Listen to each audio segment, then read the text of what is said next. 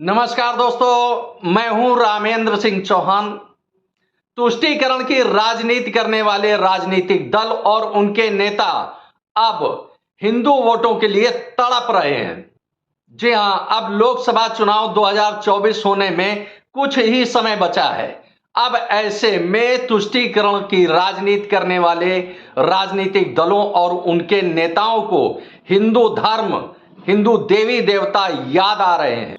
जी हां, बात चाहे उत्तर प्रदेश की हो यानी समाजवादी पार्टी और उसके मुखिया अखिलेश यादव की हो, या पश्चिम बंगाल में तृणमूल कांग्रेस यानी ममता बनर्जी की हो, या दिल्ली में आम आदमी पार्टी यानी अरविंद केजरीवाल की बात हो, यह सभी अब हिंदुओं को आकर्षित करने के लिए डोरे डाल रहे हैं। तुष्टीकरण की राजनीति करने वाले समाजवादी पार्टी, तृणमूल कांग्रेस, आम आदमी पार्टी, जनता दल यूनाइटेड और राष्ट्रीय जनता दल सहित देश के बहुत सारे क्षेत्रीय दल हैं जो तुष्टीकरण की राजनीति करते हैं, लेकिन अब लोकसभा चुनाव 2024 में यह तुष्टीकरण उनके गले में फांस बनकर फंस गया है, क्योंकि ऐसे राजनीतिक दलों पर अल्पसंख्यक राजनीति यानी मुस्लिम राजनीति यानी तुष्टीकरण की राजनीति करने का जो ठप्पा लगा है, उसे अब इन राजनीतिक दलों को उस ठप्पे को छुड़ाना मुश्किल दिख रहा है, क्योंकि तुष्टीकरण की राजनीति ने उनको मुसलमानों का यानी मुस्लिम्स वोट तो दिलवा दिए, लेकिन हिंदू वोट अब उनसे छिटक कर बहुत दूर जा चुका है। इसी के साथ ही 22 जनवरी 2024 को अयोध्या में राम जन्मभूमि मंदिर के प्राण प्रतिष्ठा समारोह होना है। अब इसके लिए सभी ने अभी अपने अपने तर्क दिए। समाजवादी पार्टी ने पहले यानी अखिलेश यादव ने पहले कहा कि यदि उनको प्राण प्रतिष्ठा समारोह का निमंत्रण मिलता है तो वह जरूर जाएंगे, लेकिन जब निमंत्रण मिल गया तो अखिलेश यादव बोले कि जब भगवान राम उनको बुलाएंगे तब वो जाएंगे। तो इस तरह से समाजवादी पार्टी यानी अखिलेश यादव मुसलमानों को यानी मुस्लिम वोटर्स को नाराज भी नहीं करना चाहते हैं और हिंदू वोट भी चाहते हैं। इसी तरह से पश्चिम बंगाल में तृणमूल कांग्रेस की सरकार है और मुख्यमंत्री हैं ममता बनर्जी। तृणमूल कांग्रेस की अध्यक्ष ममता बनर्जी 22 जनवरी 2024 को, जिस दिन अयोध्या में राम मंदिर की प्राण प्रतिष्ठा समारोह है, उसी दिन पश्चिम बंगाल में ममता बनर्जी सद्भावना रैली करने जा रही हैं। सद्भावना रैली से पहले वह काली घाट में, कोलकाता के काली घाट मंदिर में देवी काली की पूजा अर्चना करेंगी, दर्शन करेंगी, आराधना करेंगी और इसके बाद वह सद्भावना रैली में शामिल होंगी, हिस्सा लेंगी। तो इस तरह से ममता बनर्जी एक बार फिर हिंदुओं पर डोरे डालते नजर आ रही हैं, क्योंकि जिस तरह से पूजा की बात उन्होंने रखी है कि अब वह पूजा दर्शन करने के बाद सद्भावना रैली में शामिल होंगी, तो इससे साफ जाहिर है कि हिंदू वोटर्स जो तृणमूल कांग्रेस के पास नहीं है, उसे आकर्षित करने के लिए, उसे उस पर डोरे डालने के लिए वह काली मंदिर दर्शन करने जा रही हैं। खास यह है कि पश्चिम बंगाल का मुख्य पर्व कभी दुर्गा पूजा हुआ करता था, लेकिन आज स्थिति बदली हुई है। जब से पश्चिम बंगाल में तृणमूल कांग्रेस की सरकार है, उस समय से स्थितियां बदली हुई है।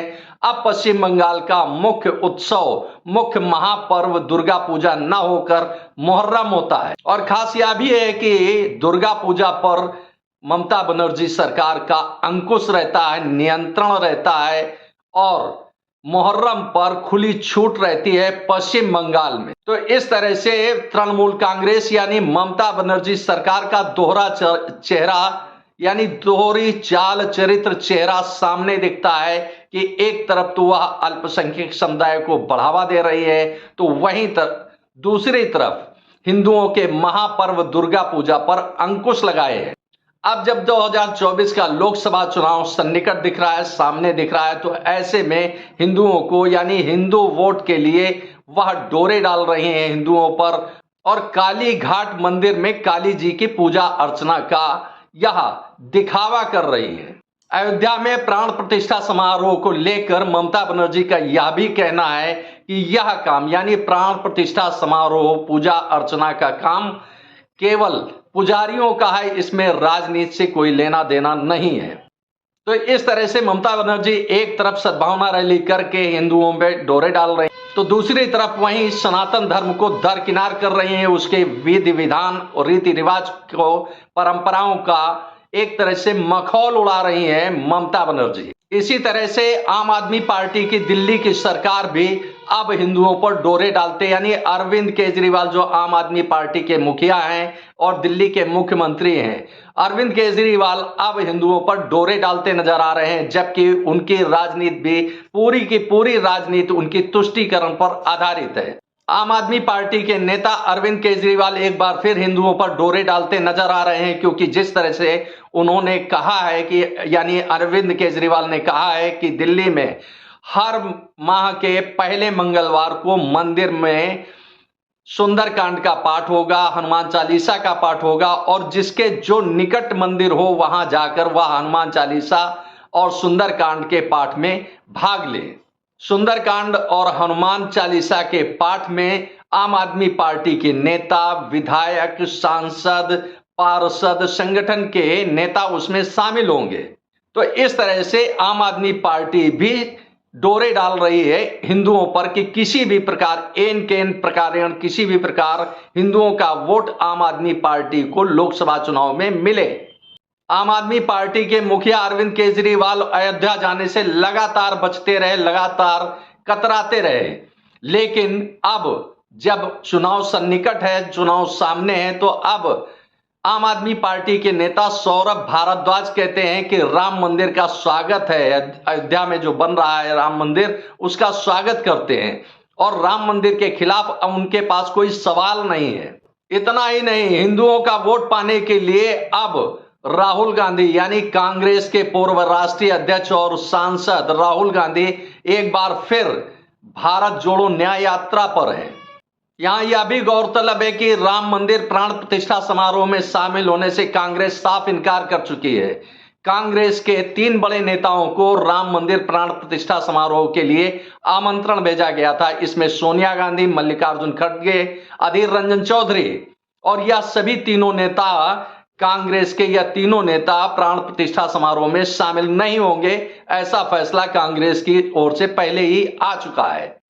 तो वहीं कांग्रेस के ही एक बड़े नेता दिग्विजय सिंह, जो मध्य प्रदेश के पूर्व मुख्यमंत्री हैं, राज्यसभा सदस्य हैं, दिग्विजय सिंह का कहना है कि राम मंदिर का कांग्रेस ने कभी भी विरोध नहीं किया, लेकिन उसी कांग्रेस के कपिल सिब्बल सहित कांग्रेस के कई नेता सुप्रीम कोर्ट में लगातार राम मंदिर का विरोध करते रहे, राम के अस्तित्व को नकारते रहे। तो वहीं अब दिग्विजय सिंह कह रहे हैं कि कांग्रेस ने कभी भी राम मंदिर का या राम का विरोध नहीं किया है। तो यह बड़ा हास्यास्पद है कि जब 2024 का लोकसभा चुनाव सामने दिख रहा है, तो चाहे वह कांग्रेस हो, समाजवादी पार्टी हो, या आम आदमी पार्टी हो, या तृणमूल कांग्रेस हो, इन सबका चाल चरित्र, चेहरा बदला हुआ नजर आ रहा है। बहुजन समाज पार्टी की मुखिया मायावती ने सही कहा कि अखिलेश यादव गिरगिट की तरह रंग बदलते हैं। तो अब तो यही कहा जा सकता है कि जिस तरह से तृणमूल कांग्रेस यानी ममता बनर्जी और आम आदमी पार्टी के नेता अरविंद केजरीवाल और उत्तर प्रदेश के समाजवादी पार्टी के नेता अखिलेश यादव ने जिस तरह से पल पल में, समय समय पर अपने कथन, अपने तथ्य कथ्य बदले हैं, उससे देखकर यही लगता है कि इनका बदलता रंग देखकर तो शायद गिरगिट भी शर्मा जाए। आपने इस वीडियो को देखा, आपको यह वीडियो कैसा लगा कमेंट बॉक्स में हमें अवश्य बताएं। वीडियो को शेयर करें। यदि आप हमारे चैनल पर नए हैं तो हमारे चैनल को सब्सक्राइब करें, जिससे हमारे आने वाले वीडियो, आने वाले नोटिफिकेशन आपको मिल सके। दोस्तों, वीडियो को लाइक करना ना भूलें। आप लाइक करते हैं तो हमारा प्रोत्साहन होता है, हमारा मोटिवेशन होता है। आपने वीडियो को देखा, आपका बहुत बहुत धन्यवाद। Thank you. जय हिंद, जय भारत।